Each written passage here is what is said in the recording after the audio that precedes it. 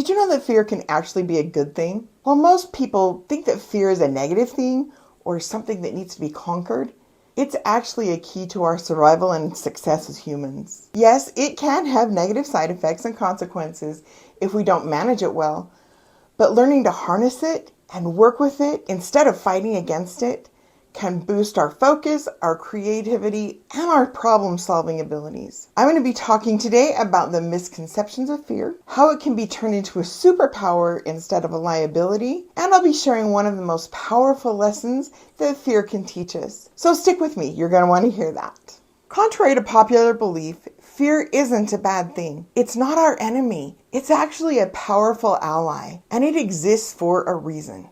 It's part of our built-in protective system.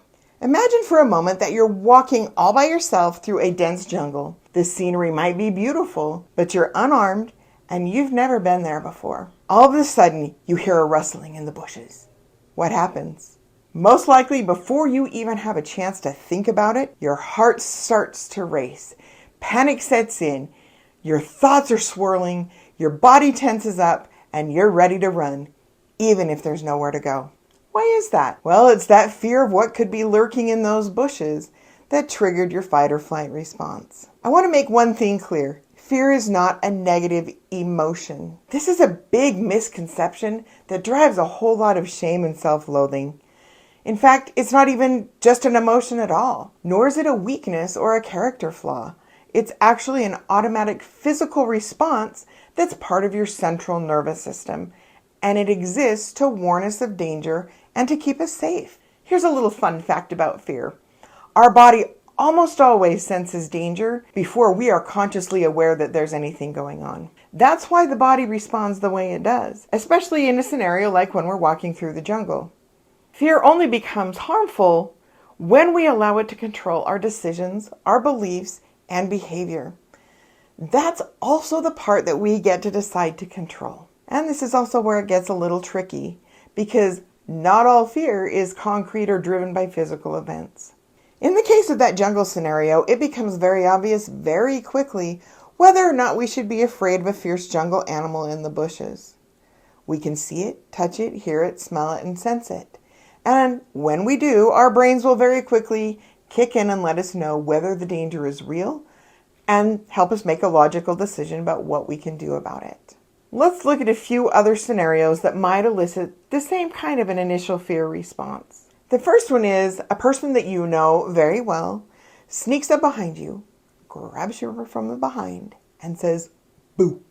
Now, initially, you might want to turn around and smack that person for scaring you out of your shoes, but your logic and reasoning will soon kick in, and your body will calm down once you realize there is no real threat of danger. How about situation number 2? You're about to go on stage and speak in front of a large audience. They're all there to see you, and they probably paid for the experience as well. Meanwhile, there's all kinds of physical responses happening in your body. Your heart is racing, your hands are sweaty, your stomach is getting tight in knots, and your head is probably screaming all kinds of things like, "This is way too scary. What if you mess up? What if they don't like you? Oh my goodness, what if you really forgot to get dressed and you're actually going out there in your underwear? This is not good. We can't do this." Or how about situation number 3? You're about to attend a big event where you know you're going to see a bunch of people you haven't seen in a long time. Think maybe a high school reunion, or a wedding, or maybe a funeral. You have no idea who will be there, what's going to happen when you see people that you have some kind of a history with, and how it's all going to play out if you do. All of these situations are going to create a normal and natural fear response, and there's nothing wrong with feeling any of it. The question is, what do you do about it? If we fight against it or cave to it, we will most likely run away, shut down, and we will probably skip the event altogether, thus depriving ourselves of the good that could come out of it, simply because it feels safer in the moment to do so. But in most cases, it's really not. The thoughts will just get bigger. We'll become more and more convinced that life is too scary, that people are scary, and it's not safe for us to interact with any of it. Which, if you've ever gotten sucked into that black hole, you know it can really mess with your mental, emotional, and physical health. I can promise you it's not a fun place to be because I've been there. So what are the alternatives? Well, it's to see it for what it is and learn to make friends with it. Fear doesn't need to be conquered or eliminated. When it's correctly embraced, it can be used as a source of strength. There's a great book out there called Feel the Fear and Do It Anyway. It's by Susan Jeffers. There's a link to it down in the description if you're interested. Her whole premise behind that incredible statement, though, is that once we peel back all the layers, we usually find a deep-seated belief that fear exists because I can't handle it. I can't handle it if my friend scares me and triggers my fight or flight response and I do something stupid. I can't handle it if my performance isn't perfect. I can't handle the drama of seeing certain people and possibly stirring up big unresolved feelings that I might have about them. In most cases, that belief that you can't handle it is not true. You can handle it, and the world will not cease to go on if something goes wrong. So rather than running from fear, walk closer to it. To me, this is what it looks like to make friends with fear.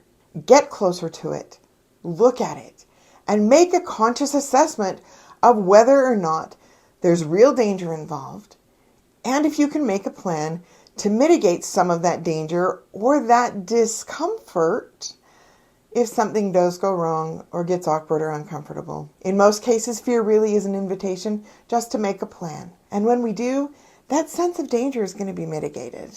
Now, if you do find in your assessment that the danger is very real and you can't safely navigate through it or around it, it's perfectly fine to pull out, to say no, and to move on with your life in peace. It's also important to realize that you are not alone in being afraid, because everyone is afraid. And most of us are doing life scared. And even if we're not a little bit scared or afraid, as I am about putting this video out here, we're probably in the stagnant zone. When you shift your mindset and learn to embrace fear rather than run from it, it can motivate you to take risks, to be courageous, and to push well beyond your comfort zone. It also invites us to ask ourselves, what can I learn from this?